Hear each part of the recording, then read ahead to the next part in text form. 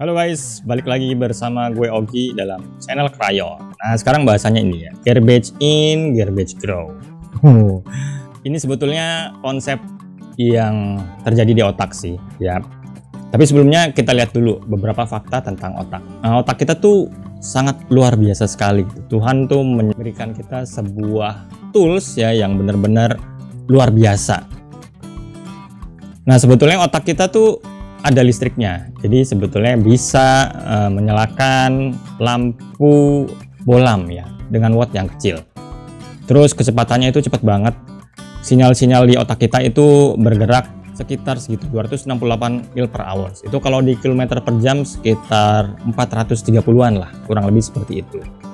Terus the brain is 75% water gitu. Jadi memang ya air lah. Sebagaimana tubuh kita kan memang dominasinya air. Otak juga seperti itu, makanya lembek.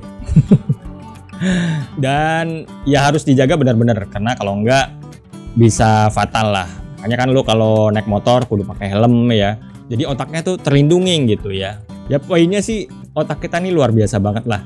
Terus ada 100.000 miles pembuluh darah ya di otak kita. Terus kita tuh bisa satu hari rata-rata 70.000 pikiran yang bersiuleran di otak kita. Makanya kadang orang tuh overthinking, yaitu gara-gara ya emang kerjaan otak kita tuh mikir, cuman mikir apa itu kan kadang nggak bisa diarahin ya. Makanya kalau beberapa praktisi yoga atau yang doyan meditasi, sufi itu biasanya nggak mau dikendalikan oleh pikiran. Sebaliknya kesadaran dia yang mengendalikan pikiran. Ya caranya menghentikan pikiran dia sendiri dengan meditasi, dengan zikir biasanya. Nanti pikirannya tuh jadi nggak kemana-mana, minimal nggak banyak dan jadi nggak stres, kurang lebih gitu sih dari yang gue tahu ya. Nah terus kita tuh sebetulnya menggunakan ya seluruh otak kita bagiannya kan, karena ada yang bilang kan kita tuh cuman gunain otak cuman 10% doang gitu. Kalau kita bisa lebih dari itu hasilnya akan lebih gila gitu. Nah itu sebetulnya mitos sih, nggak bener, itu banget salah sebetulnya. Pun kalau ada kejadian itu cuma di film. Teman-teman nonton Lucy nggak? Ini salah satu gambaran ya gimana kalau kita otaknya berfungsi 100% gitu. Jadi aneh sih kalau di filmnya, teman-teman lihat deh, jadi aneh. Itu juga di film Lucy ini ya, si Lucy ini nggak mendapatkan secara natural gitu. Bisa otaknya lebih dari 10% atau jadi 100%. Itu gara-gara dia sebagai pembawa narkoba. Jadi narkoba tuh diselundupin, ditaruh di perutnya. Kalau teman-teman belum nonton ya, ceritanya tuh kayak gitu. Nah terus narkoba model baru ini bocor gitu, dan kemudian otaknya jadi naik fungsinya gitu 100%, dan bisa lihat sinyal handphone ya, bisa menghentikan waktu ya, persis kayak telekinesis lah, bahkan lebih dahsyat dari itu ya. Spoilernya kalau yang belum nonton kurang lebih kayak gitu deh. Kalau mau lebih lengkapnya bisa tonton sendirilah di mana ya? Ya di Netflix atau di mana gitu ya. Kadang di TV juga diulang-ulang kok.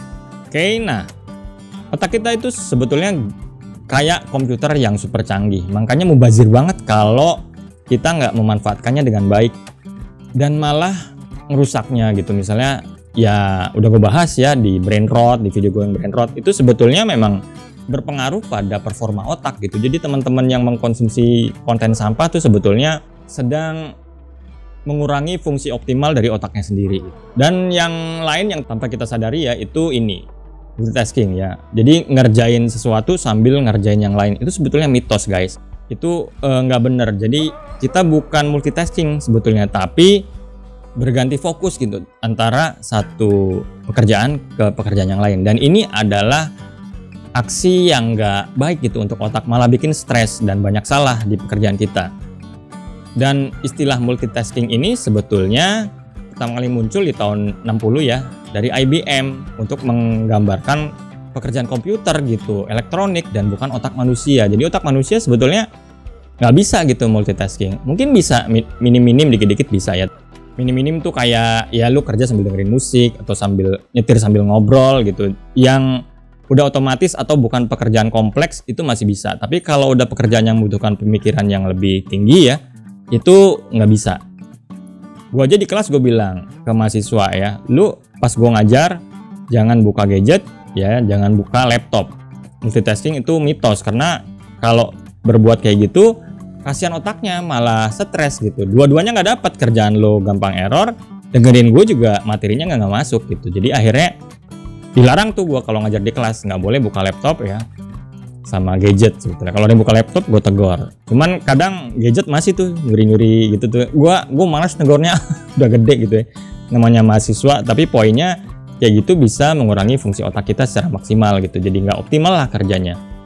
Jadi memang multitasking itu bikin otak kita jadi nggak efisien, ya, cepet capek, low performance, terus cognitive impairment. Jadi nggak bagus pemikiran kita gitu, nggak maksimal. Kelihatannya aja lo bisa ngerjain 2 hal sekaligus, padahal enggak. Jadi kualitas pekerjaan kita berkurang ya. Saat pekerjaan yang kita multitaskingin pun bertambah. Makanya kalau gue sebagai muslim ya, ada di ayat Quran tuh, ayatnya kurang lebih bunyinya kayak gini gitu. Kerjakanlah satu hal dengan sungguh-sungguh ya, kemudian kerjain yang lain gitu. Kalau udah kelar, kerjain yang lain. Jadi kerjain satu dengan sungguh-sungguh gitu. Bukan kerjain satu bebarengan yang lain, di ayatnya gitu. Jadi kerjain satu, fokus, kelar, pindah ke yang lain. Fokus satu, pindah ke yang lain. Jadi irisannya dengan ayat Quran menurut gue sih ya ini ada gitu ya. Jadi gue semakin yakin untuk melarang mahasiswa gue tuh di kelas untuk buka laptop sambil perhatiin gue.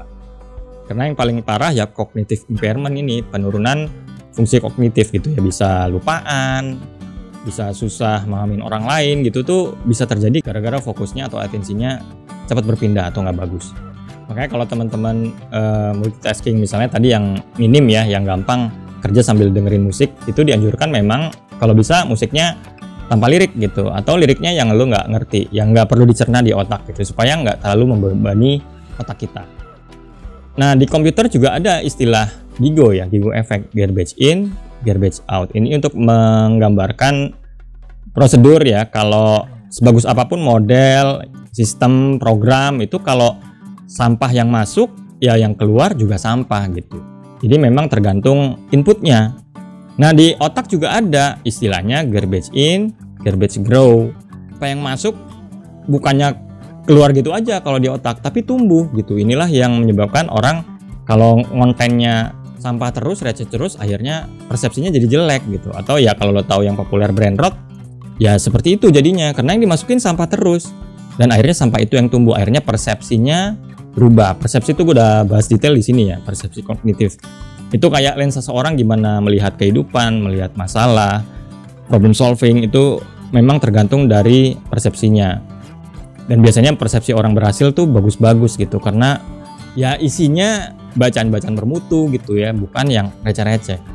Jadi disadari atau enggak, kadang kita melakukan ini gitu dengan menonton short ya yang unfaedah, atau ya tontonan yang negatif, itu bisa juga ya. Akhirnya ya hal seperti GIGO ini bisa terjadi. Cuman kalau di otak nggak keluar gitu aja gitu, tapi bisa mengendap dan tumbuh dalam jangka waktu yang berbulan-bulan atau bertahun-tahun, dan makin lama bisa makin parah gitu kalau kita masukin sampah terus ke dalam otak kita.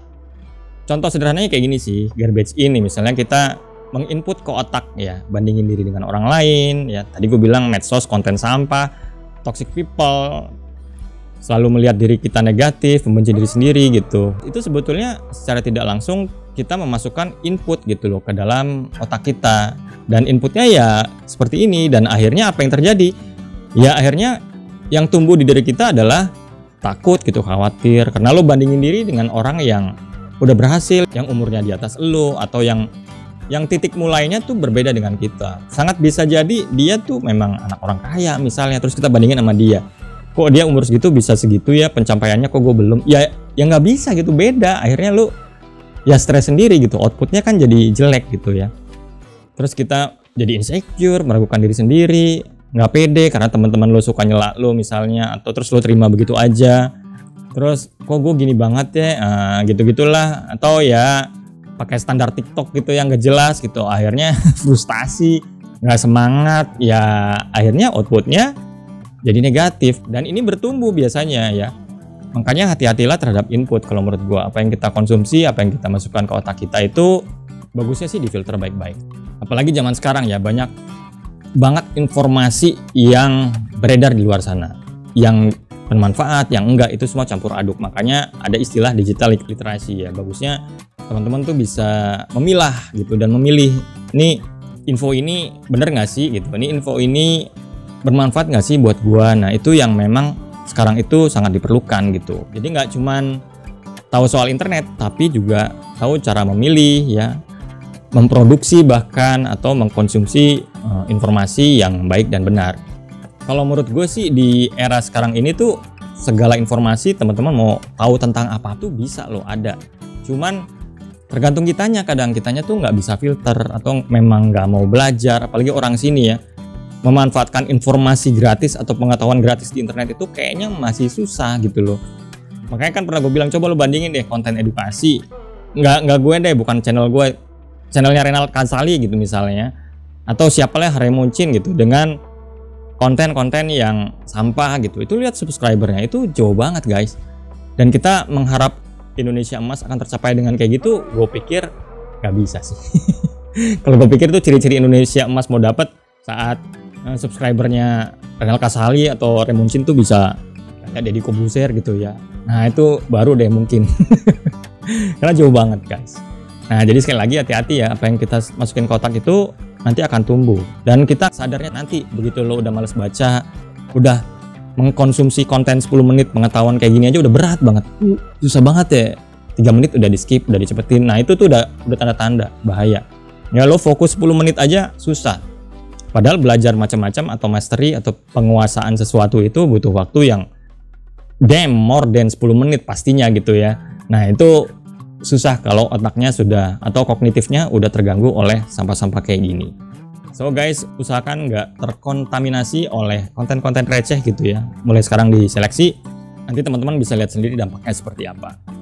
Oke guys, itu aja untuk video kali ini. Semoga bisa bermanfaat. Terima kasih. Bye.